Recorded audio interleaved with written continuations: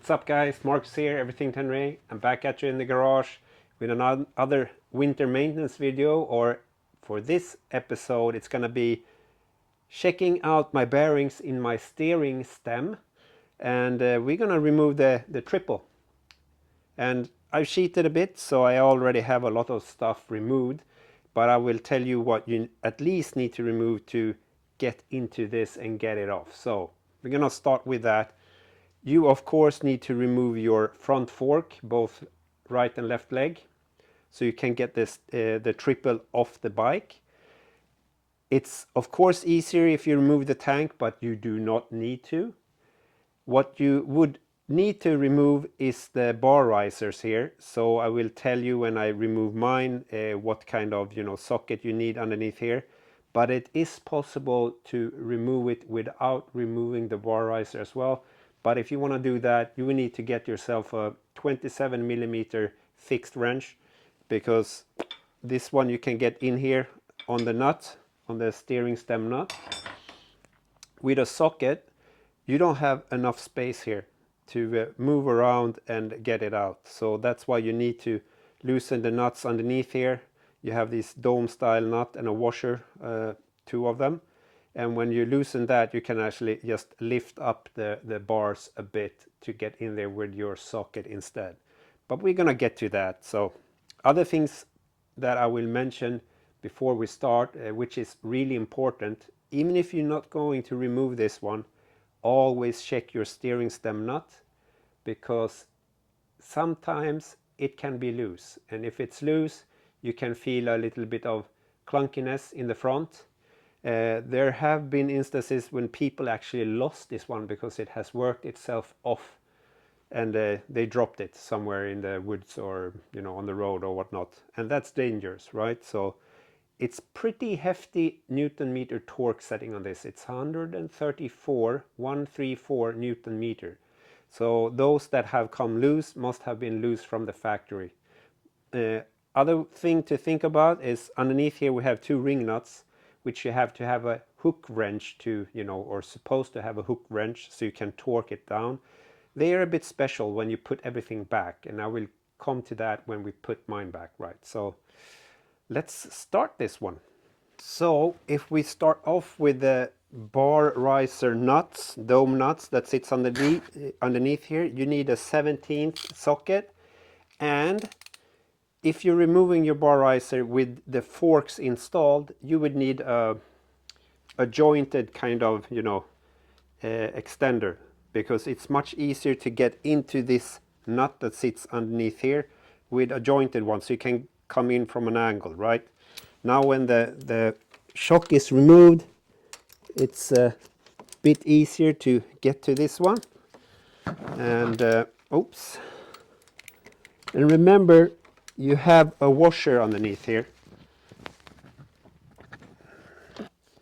and when you put these back, it's much easier to do it. Hold the washer up, feed up the nut, and finger tighten it first. And even now, if I had the legs off, I would need a longer extender, and preferably one of those jointed kind of things, which I can not at this moment find. And now you can see that my bar riser is loose. I need to remove some cables, zip ties and so on, because I have a lot of things attached to my top clamp or triple before I can remove this or lift the bars up and loosen the stem nut. So I'm gonna do that and then come back. So it's loose. So what we need to do now is to use that nice big wrench that we had to loosen the stem bolt. I would need to turn this all the way to the left, and I can take my impact driver, but I have already had it loose once and then retighten it, and I haven't retightened it to 134 Newton meter. But make sure that your bolt is tight, right? Or I mean your your nut is tight. So you have a washer and the nut, and when you have tightened it up to correct specs, make a little pen mark to the, you know, facing forward so you can see if it starts to get loose. This is an aluminium nut, so it's, you know, yeah, I guess that's why it come loose. So now we have the top loose. Now we just need to get this one off, and it might sound easier than it is, but it's pretty easy. But remember, you have all the cables and so on is routed through guides here. So when this is loose, this still sits in here, but you can see now this moves. And if you would have loosened the nut up here, for example, if you have a skew fork because you have crashed and you want really to straighten it the correct way, then the process would be to loosen this nut a bit and loosen the bottom fork clamps, and then work your suspension up and down, and it will align itself straight. We will use the same method when we put the fork back in. So before I, you know, put the riser on and everything, I will put the forks in. I will tighten it to the top clamp. I will put the nut on, but I will not torque it down. I will just tighten it down by hand, and then I will work my fork a little bit without having the handlebars on. Then you will be sure that everything is aligned and straight. Then you can tighten it to 134 Newton meters. So we have this off. Now we have the two ring nuts, and I can see I have some corrosion in here, right? I will clean it out. I will actually remove a little bit of the holders here so I can get it away a bit from the bike. I thought of removing my rally tower and the front headlight and everything, so I had more space for you to see. But next step is to loosen the ring nuts here. So you have two of them, and before you start working on the ring nut, you have a lock washer, you know, a washer with two little protrusions down there which lock these in place, so one cannot move together with by their own. They have to move together, and then it's pretty impossible for this to come loose when this is installed. And you can buy genuine Yamaha hook wrenches and an adapter, so you can use a regular wrench and a torque wrench.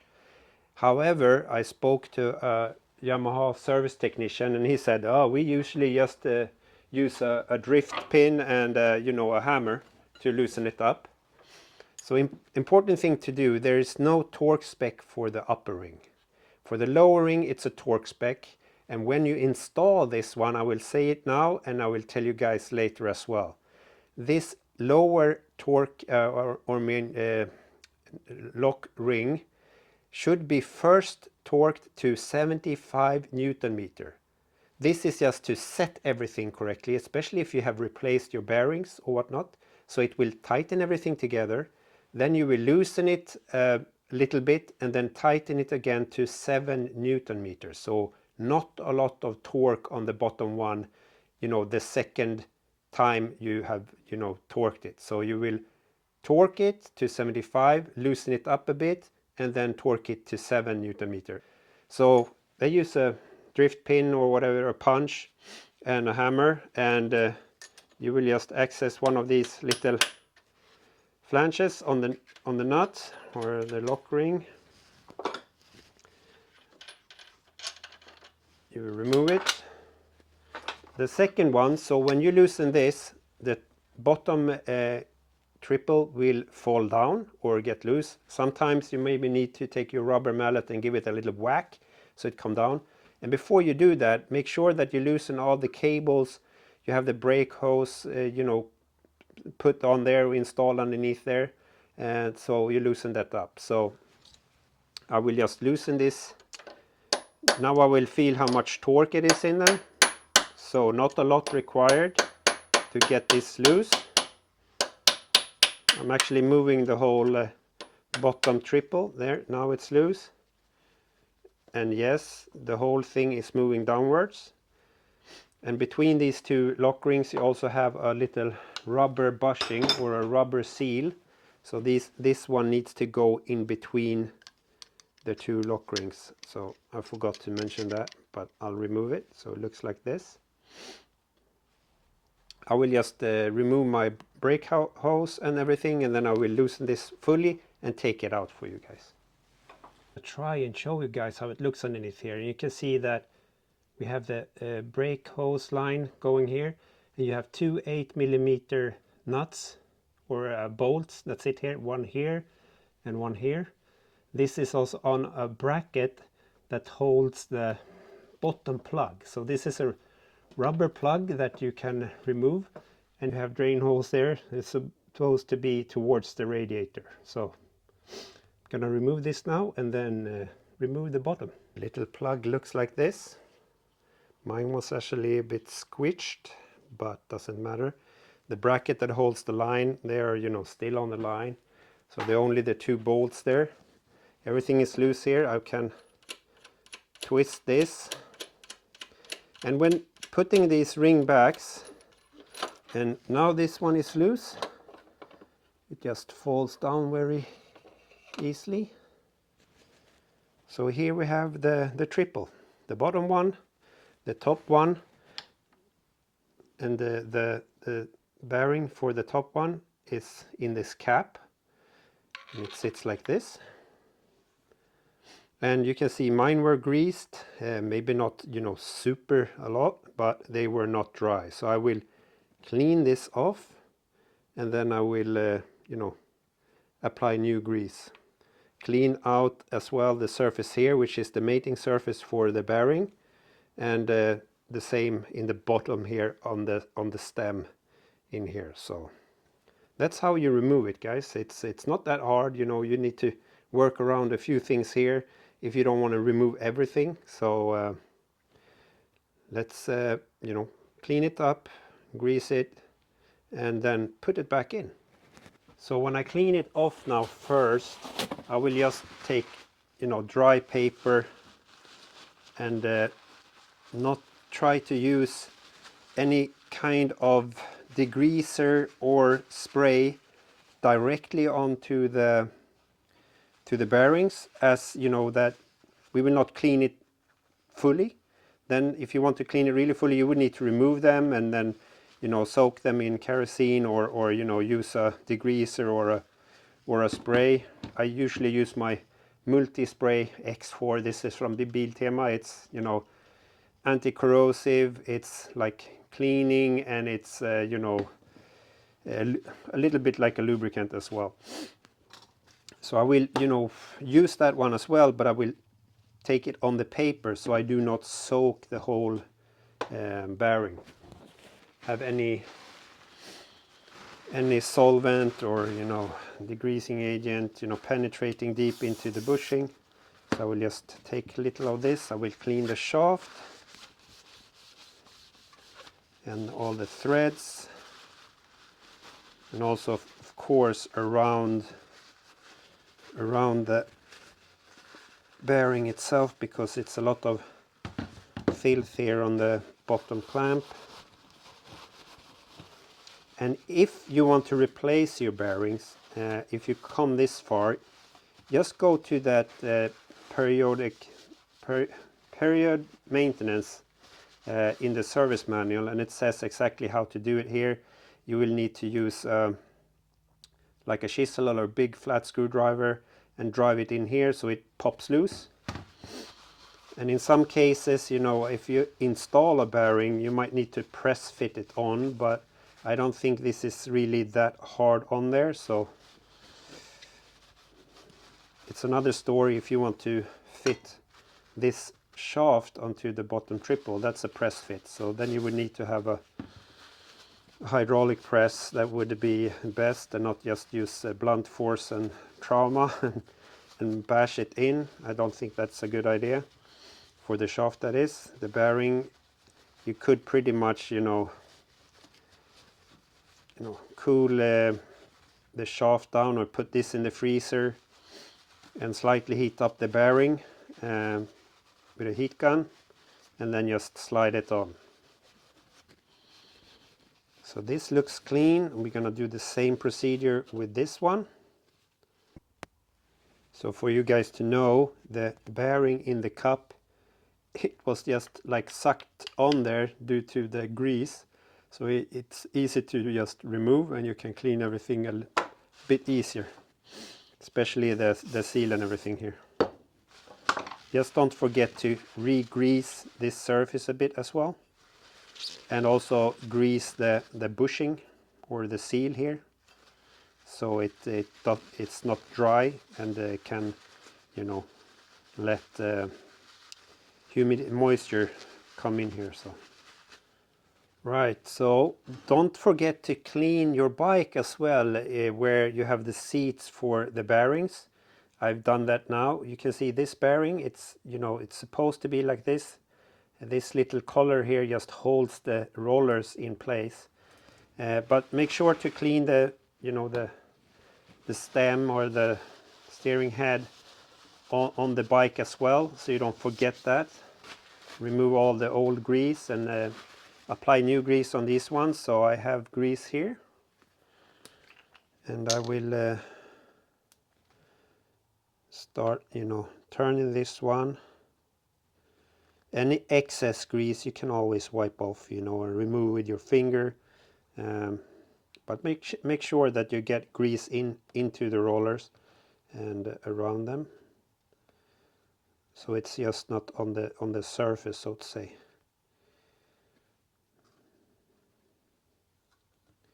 And I will actually also, you know, install a Scott steering dampener from Triple Clamp. So I will just put some of this stuff back on, and then I will install the steering dampener in another video. I will not be tightening my steering head bolt nut all the way, because I don't have any forks in on my bike at the moment, so I cannot make sure that everything is aligned and straight. So I will wait to do that until I serviced my forks. But you know, I'm sure if you really want to know how to align your forks after a crash, I have a video of that as well. I can put the link in the video description of this one, so you can check that out as well if you are unsure how to do that procedure, but I will explain it here as well. So I put some grease here as well on the seals, so we don't have any moisture coming in here. Then I just place this one here. There we go. So before you install this one, you can always take some new grease after you clean the mating surface here and apply straight on that surface. And don't forget to do it down below as well.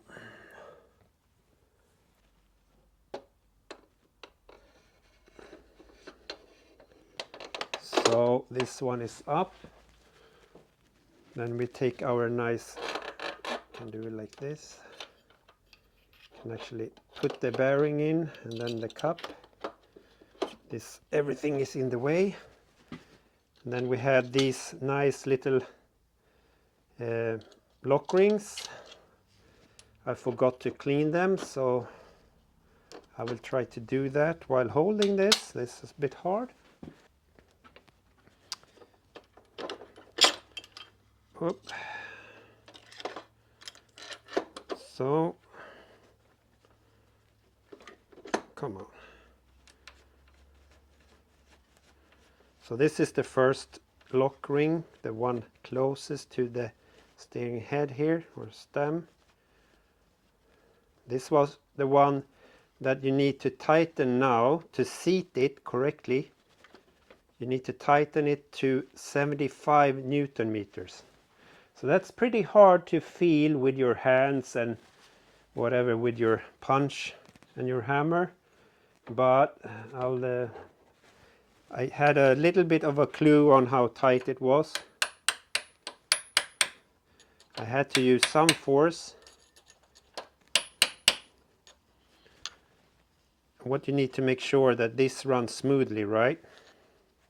So it's not binding.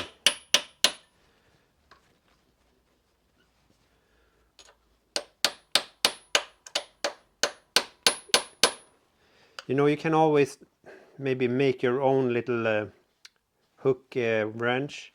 So I can feel now that it's starting to get a bit hard.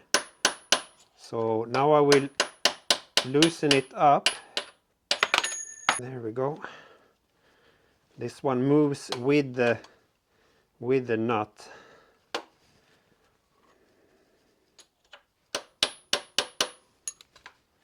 That's about right.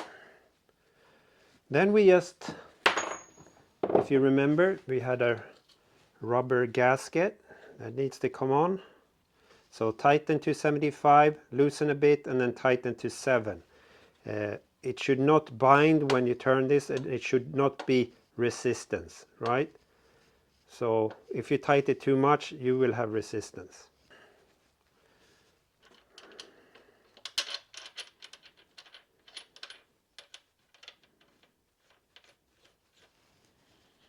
The thing you can see, if the cap here does not go along with the ring, lock ring, when you turn the handlebars or turn this, then it's too loose. So it needs to be able to, you know, go with the lock ring, the bottom lock ring, when you turn the handlebars, this top cap here. Otherwise, as I said, it's too loose. I would say this is perfect. I have tightened it and loosened it several times now. That's awesome. This orientation does not matter. And now we have everything on here that should be on before we put the top clamp on. So we will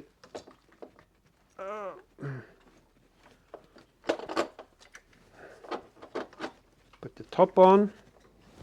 Remember, you have a big washer and you have the nut.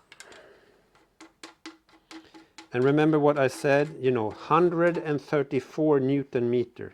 So before this is tightened, we can still move the top clamp and the bottom individual. So this needs to be really tight and hard, right? So it's fixated, the top and bottom one in one piece, so to say.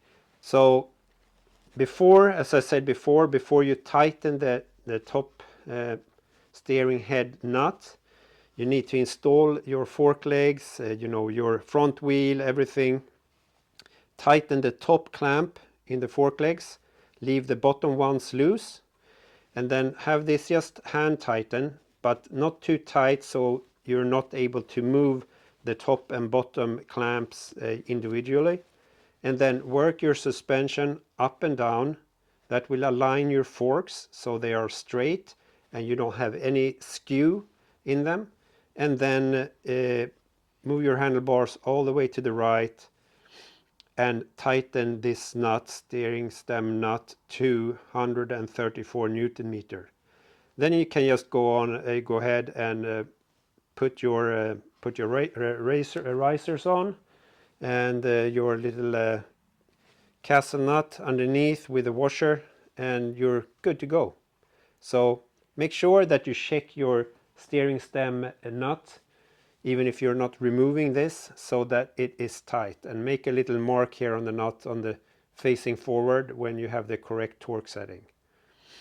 So that's it, guys. I think I explained everything not too complicated, but you can, as you could see, it's not that hard.